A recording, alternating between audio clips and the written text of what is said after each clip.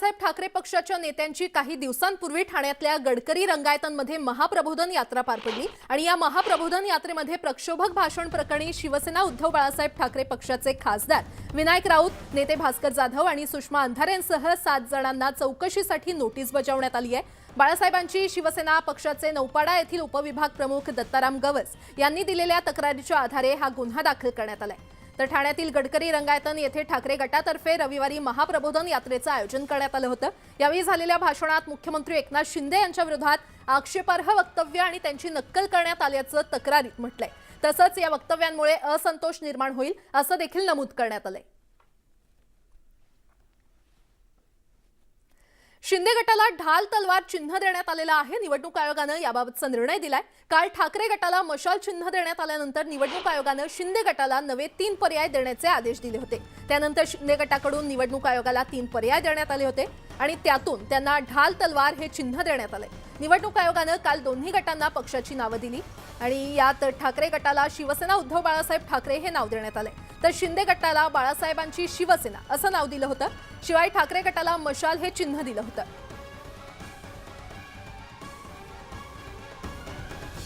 तर आता मशाल विरुद्ध ढाल तलवार अशी लढत रंगणार आहे।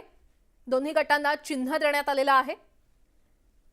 शिवसेना उद्धव बाळासाहेब ठाकरे असं ठाकरे गटाचं पक्षाचं नाव असेल आणि त्यांचं चिन्ह मशाल असेल, तर बाळासाहेबांची शिवसेना असं शिंदे गटाला नाव देण्यात आलेलं आहे आणि त्यांचं चिन्ह ढाल तलवार असेल।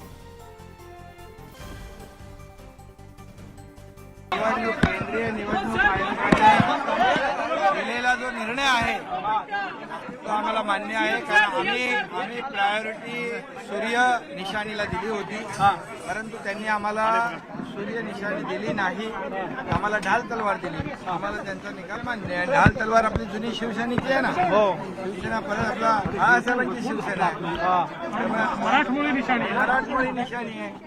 त्यामुळे आता परफेक्ट काम झालेलं आहे। त्यांना असं वाटत असेल तर चांगलं आहे, ते दुर्दैव आहे। आमची बाळासाहेबांची शिवसेना आहे, बाळासाहेबांच्या विचारांना आम्ही पुढे नेतोय।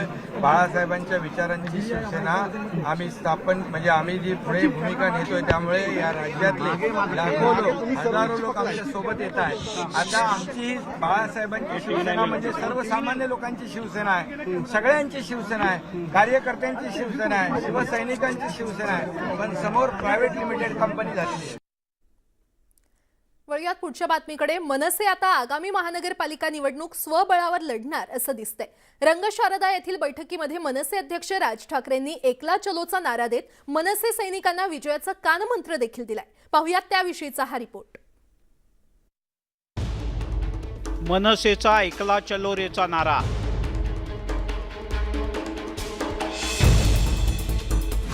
मुंबईसह सर्व मनपा स्वबळावर लढणार।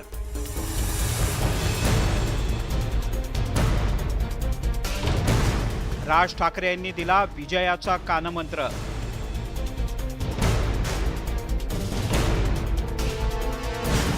मनसेची रणनीती ठरली। मूळ शिवसेनेत खिंडार पाडून राज्यातील सत्ता गेल्यानंतर शिंदे फडणवीस सरकार सत्तेत आलं। यानंतर भाजप तसंच शिंदे पक्षांच्या नेत्यांच्या शिवतीर्थ या राज ठाकरे यांच्या निवासस्थानी गाठीभेटी वाढत चालल्या होत्या। गणेशोत्सवाच्या काळात मुख्यमंत्री आणि उपमुख्यमंत्र्यांसह अनेक नेत्यांनी राज ठाकरे यांची भेट घेतली। यानंतर मनसे भाजप युतीच्या राजकीय चर्चाही रंगल्या, पण राज यांच्या टाळीला म्हणावा तसा प्रतिसाद ना भाजपकडून मिळाला ना शिंदेंच्या पक्षाकडून। या दरम्यान राज ठाकरे यांच्या दादूंचा पक्ष तर त्यांच्या खिचगंटीत सुद्धा नव्हता।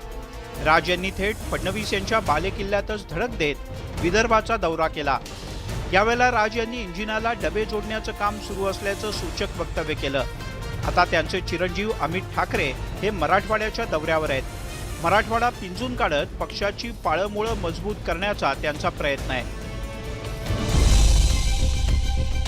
शिवसेना दुभंगली असताना मनसेकडून पालिका निवडणुकीसाठी जोरदार मोर्चे बांधणी सुरू झाली आहे आणि त्याचाच एक भाग म्हणून मनसेची मंगळवारी रंगशारदा इथे महत्त्वाची बैठक पार पडली।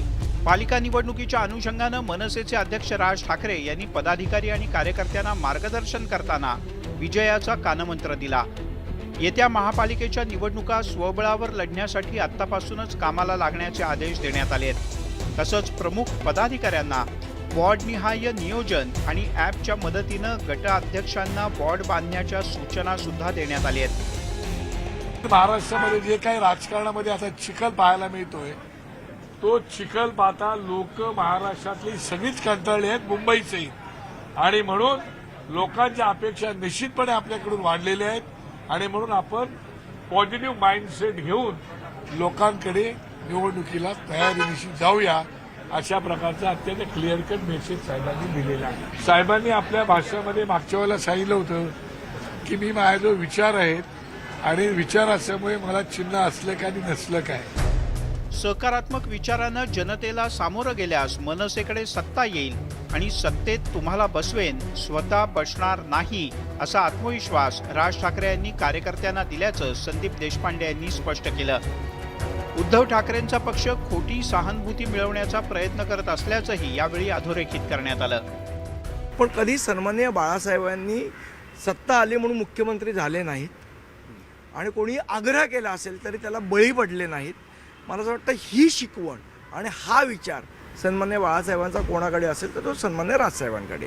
काही समाज माध्यमातून असेल एक प्रचार केला जातो शिवसेनेला सहानुभूती मिळते, आता शिवसेना, पण तशा पद्धतीचं लोकांमध्ये अशा प्रकारची कुठलीही भावना नाही.